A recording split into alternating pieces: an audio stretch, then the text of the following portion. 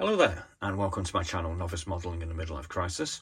My name is Andy and today we're going to be doing a what's in the box kit review on my AZ model AZ7434 1/72 scale Messerscmitt BF109G6, which is titled Over Finland. This is part of a selection of kits that I'm what's in the boxing over the next couple of days, which are basically arrayed behind you, and this is part of what I call Big Plan, where I'm going to be reviewing and building kits sort of in a sort of thematic way, and I'm going to be asking you guys to vote for whichever kit you would like me to build next. So over the next 2 days you're going to get the Fokker, this I-16, a Morco Moran, a Curtis Hawk, a Hurricane Mark 1, a Fiat G50 BIS, and I'm going to ask you, which one shall I build? When you if you decide, now or after you've watched all the reviews, all you've got to do is put the name of the aircraft in the comments section, and whichever one gets the most votes after 4 or 5 days is the one that I'll build on my next set of 4 days off. I might actually decide to build an extra one as well if I feel like I've got the time or the energy, and basically we're just going to move through the massive sort of 300 172 kits that I've amassed, which are all sort of arranged in a sort of thematic way. So we've got Swedish, we've got Dutch, we've got Italian, we've got Slovakian, Hungarian, Romanian. Basically it's all a small sort of smaller air forces from the Second World War. We've obviously got the big ones like the Russians and the French and the British and the Americans as well, but these are the ones that I kind of find just a little bit more interesting. So anyway, let's get on to the review, which is what you've actually come here for. So as we can see, this one's done out in Finnish markings. Comes on 2 sprues. AZ model, nice kit manufacturer, maybe not so familiar with some people, so here's a chance to actually get a look at what they're all about. Now, the fuselage, which we're going to start on, as we can see, it's got some nice detail on it. We've got some small access panels. We've got correct sort of indented panel lines. We can see a couple of slight marks for rivets and what have you on there. Here's our sort of top panel, which goes on the top here. We've got 2 different selections that we can make. Don't really see any difference in them, but this basically can be used for sort of 3 or 4 different marks of aircraft. We've got our spinner here. We get 2 options on the umbrella. Oh, I always do that. Propeller. So obviously these are slightly different sizes, I'm thinking. This is the underneath panel from our wings, and as you can see, it's got various access ports, I'm guessing for fueling and armaments. It's got recessed panel lines, and the rivet marks here, which are very, very fine. You can actually kind of just about feel them with your finger.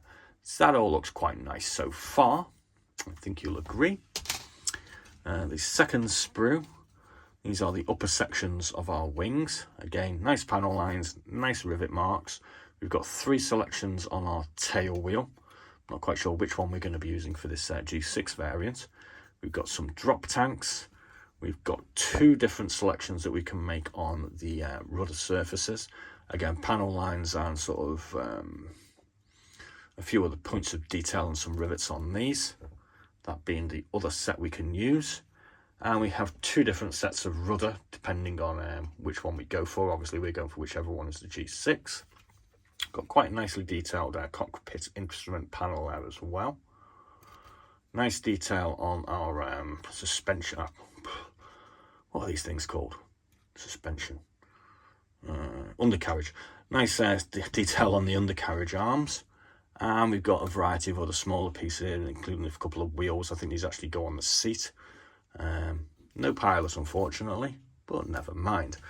We're going to have a quick look at the instructions. Just going to read the basic information here, history in brief.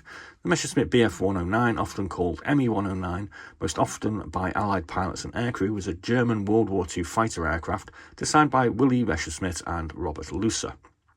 During the early to mid-1930s, it was one of the first truly modern fighters of the era, including such features as all-metal monocoque construction, a closed canopy, a retractable landing gear, and was powered by a liquid-cooled inverted V12 aero engine. The BF109 first saw operational service during the Spanish Civil War and was still in service at the dawn of the jet age at the end of World War II, during which time it was the backbone of Luftwaffe's fighter force. From the end of 1941, the BF109 was supplemented by Focke-Wulf FW190. Originally conceived as an interceptor, later models were developed to fulfill multiple tasks, serving as bomber, escort, fighter bomber, day, night and all-weather fighter, ground attack aircraft and as reconnaissance aircraft. It was supplied to and often operated by several states during World War II and served with several countries for many years after the war. The BF109 was the most produced fighter aircraft in history, with a total of 33,984 airframes produced from 1936 up to April 1945. The BF109 was flown by the three top-scoring German fighter aces of World War II, who claimed 928 victories among them, while flying with Jagdgeschwader 52, mainly on the Eastern Front, as well as by Hans-Joachim Marseille, the highest-scoring German ace in the North African campaign.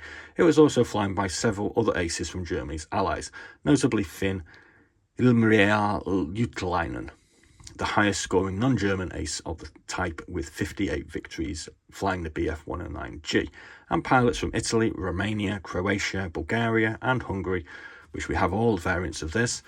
Through constant development, the BF109 remained competitive with the latest fighter aircraft until the end of the war. Now, I'm kind of guessing that this one's marked up for one of the aircraft that was flown by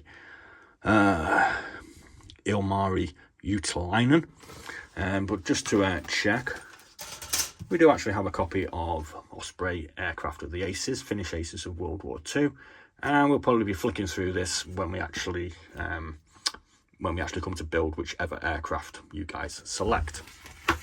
Obviously, we get some cockpit canopies with this, two slightly different ones. Obviously, because this model is set up to cover various marks, we get a couple of sets of decals. Covering 1, 2, 3 different ME109s. Got some nose art here and a few different numbers that we can put on it. We also get a separate sheet which comes with all the sorts of caution and warning and all the other bits and bobs that we can put on if we desire. These are generally a bit of a nightmare to attach, I find. Sometimes I leave them off because I'm a ne'er-do-well. So that basically completes our little roundup. Like I said, we'll be doing a what's in the box review of all of these 7 kits over the next couple of days, and then hopefully you guys will decide to get involved with this little project or experiment, and you'll tell me which one you want me to build.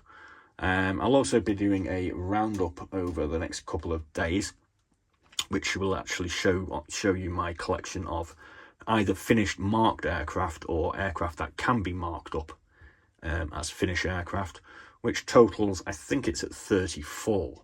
So there's quite a lot.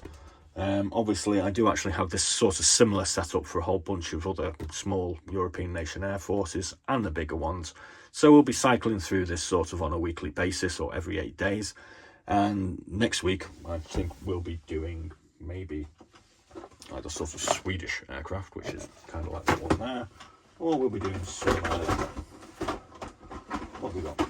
Some Romanian aircraft like that one there, and then the following week I think we'll just move on to do some German jets for just changing it out a little bit. So please do like and subscribe. Please do have a look at some of our other interesting videos that we have. There's about 150 what's in the boxes, and don't forget we have a few more haul videos going up, and yes, we've still got about 24 videos of Mikey's amazing model barn to get through, where I went and went down to Cornwall and investigated a very nice chap called Mikey's astounding collection of 5,000 model kits. So there we go, all done, under 10 minutes, didn't take up too much of your time, hopefully. Be seeing you.